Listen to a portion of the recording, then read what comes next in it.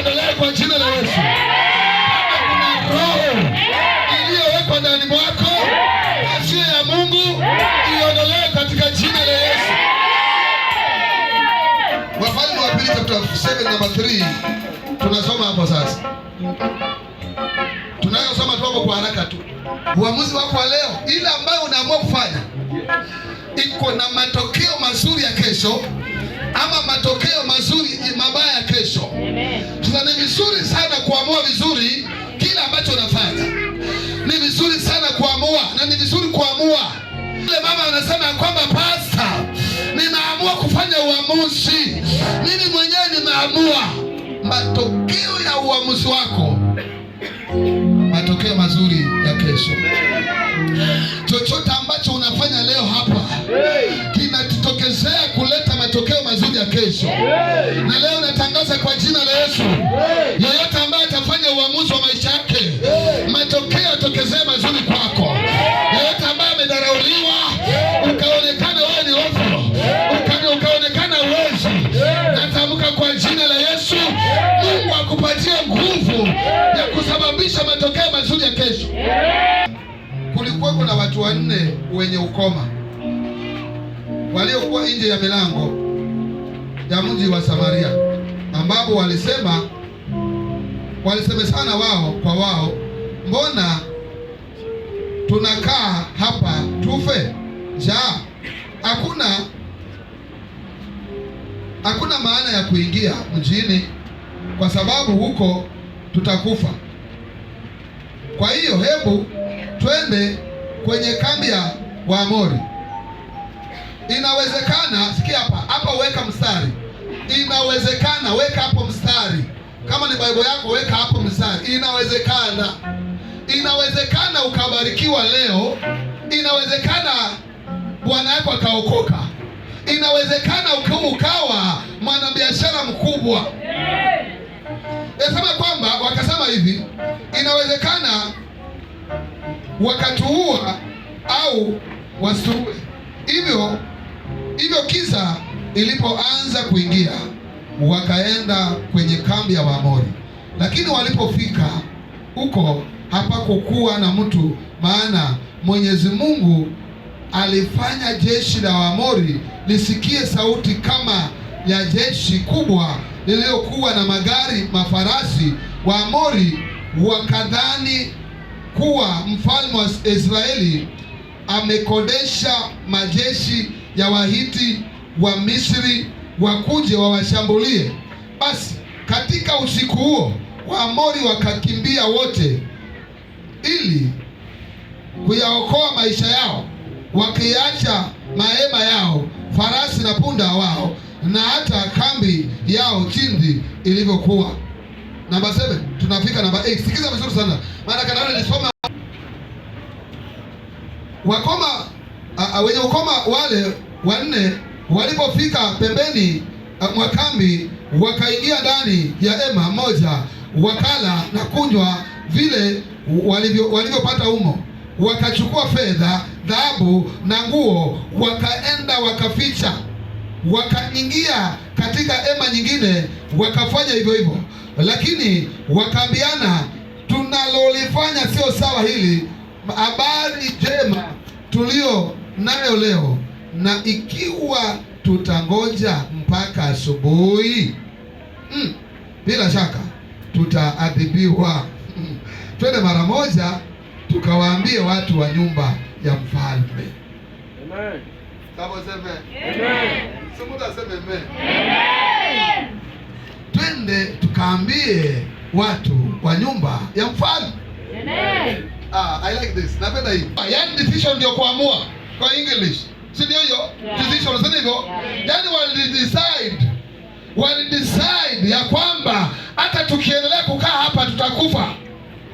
Amen. Tukiendelea kukaa hapa tutakufa. Tunataka kufanya namna gani? Wakaambiana wakiwa 1 2 3 4, wakaambiana. Sijui nani alianza hiyo story, inaweza kuwa na huyu alianza. Huyu akasikia na huyu mwingine akasikia, akasema hiyo kitu umesema ni mzuri sana. Kuna ile maisha ya kuelewana, mkiongea mnaelewana, vitu zinafanyikanga kwa haraka sana. Bwana asifiwe sana. Watu wakiwa wakiwa na umoja, watu wakiwa wanaliane. Ni lazima ifike mahali wewe pale kazini, ama wewe na bwana yako na bibi yako mkubaliane, muongee, mkubaliane, ndio Mungu aingie katikati yenu afanye miracles. Haikuwa na changes. Leo nimekuja na habari njema. Leo ni siku ya kufanya uamuzi. Tunaondoka kwa hiyo hali, tunaondoka kwa hiyo shida, tunaondoka hapo mahali tuko, tunasonga mbele kwa destiny yetu ambayo Mungu ameweka mbele yetu. Walipoamua kuamuka, Mungu mbinguni akafurahia, akasema hawa watu wako na imani. Unajua Mungu haangalii mazingira yako. Mungu haangalii mahali umezaliwa. Mungu haangalii kama babako ni mlevi. Mungu haangalii kama kweli ni maskini. Mungu anaangalia uamuzi wako. Ukifanya uamuzi, utajiri unakuja. Ukifanya uamuzi, unaoleka. Ukifanya uamuzi, unaoa.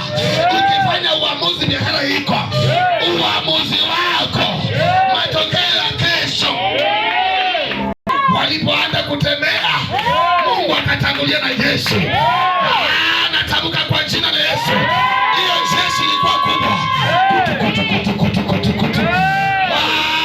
Mfalme wa Amori aliposikia tetemeko hilo, akasema Israeli wamekodesha, wamechukua watu wengine, wamechukua Waiti, wamechukua Misri, wakaanza kutoroka. Na kama ukifanya uamuzi, adui yako atoroka. Nasema hivi, the time unaamua kufanya decision, chochote ambacho kilikuwa kimekaa kwa maisha yako kitaanza kuondoka, kitaanza kukimbia, kitaanza kukimbia. Hiyo hali utakaa maisha yote.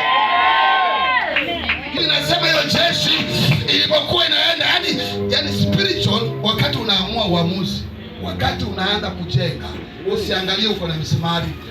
Anza kuchimba mashimo penye Mungu atatoa miti kuje. Mungu mwenyewe anajua. Wale walisema huwezi kujenga permanent, nunua simiti mfuko miwili, peleka, nunua, peleka, beba kwa pikipiki, kalia hiyo, kalia mwenyewe, enda pikipiki ende, wakuone umebeba simiti.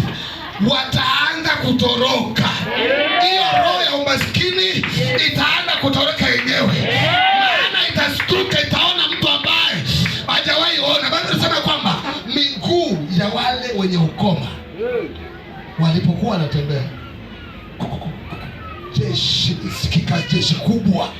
Mfalme akasikia jeshi kubwa ambaye inakuja kwake. Watu waliposikia jeshi ilipokuwa pale, kumbe kuna mahali kuna chakula yetu, wamekalia chakula yetu, wamekalia pesa yetu, sasa tujui, wamekalia ndoa, sasa tujui. Leo tukifanya uamuzi, wataondoka kwa hiyo pesa, wataachilia pesa yako, wataachilia ndoa yako, wataachilia watoto wako, wataachilia biashara yako. Ukifanya uamuzi, unajua kufanya uamuzi, fanya uamuzi upate nguvu. Uamuzi mwingine utakosa marafiki, uamuzi mwingine kwa tena wa marafiki, lakini mbele kuna matokeo mazuri, na Mungu atatumanisha jeshi, jeshi na familia. Walipofika alabasika alabasaya, walipofika usiku, walikuwa wametembea, wamechoka, walikuwa wako njaa. Walipofika kwa hema ya kwanza, kitu waliona ndani chakula, wakakula, wakashiba, wakakunywa maji, wakiangalia huku na huku, wakaona dhahabu, wakaona fedha. Naomba kwa jina la Yesu, kila ambacho ulikuwa upati, ukifanya uamuzi, uanze kupata kwa jina la Yesu. Hakuna kitu ya kukaa kwa nyumba waambie Mungu niko tu hapa niangalie, nihurumie Bwana.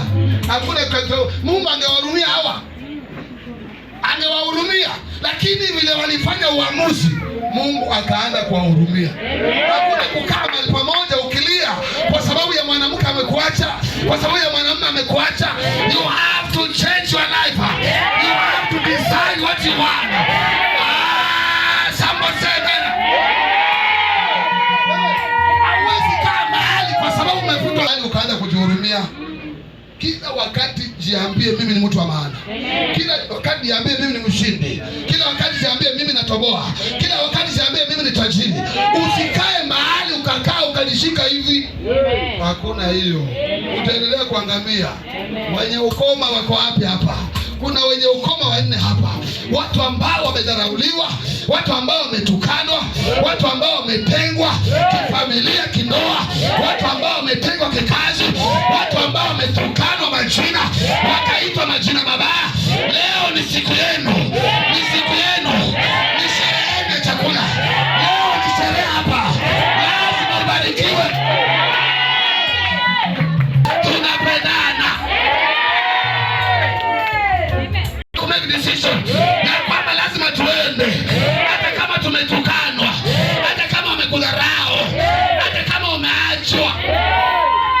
Umesema sasa hata kama uliachwa. Sema ni wewe uliniacha, lakini hizo hujaniacha. Amekalia nyota yako, amekalia ndoa yako, amekalia kazi yako, amekalia kila kitu yako. Tunamwendea sasa.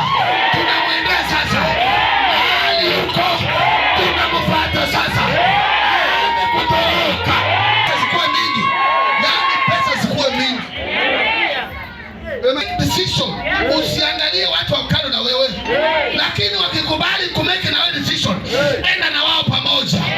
When your husband anaamua ya kwamba mmemake decision. Hata watu wakitaka kupanga family plani, sio bibi anapanga peke yake. Unataka kupata kazi nzuri, fanya uamuzi. Kama hujaoleka utapata bwana mzuri, fanya uamuzi. Usifanye uamuzi kwa sababu mwingine amefanya. Ni wewe utafanya mwenyewe, na uamuzi ambao unafanya uko na matokeo mazuri katika maisha yako. Hapa na unahitaji kufanya kitu. Saa hii ndio wakati wa kuamua.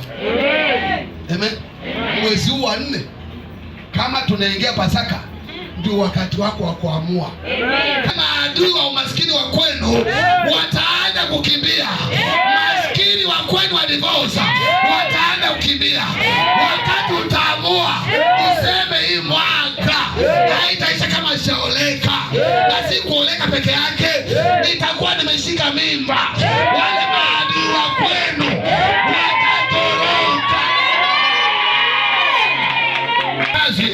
Mahali utaingia pa kwanza ka. Waje nikwambie mfano wangu wa jana. Jana nilikuwa mahali watu wanasema imekauka, wewe kwako itakuwa vizuri. Mahali wanasema ni kubaya, kwako itakuwa vizuri. Amen. Lazima tufanye uamuzi. Tufanye uamuzi. Tufanye uamuzi.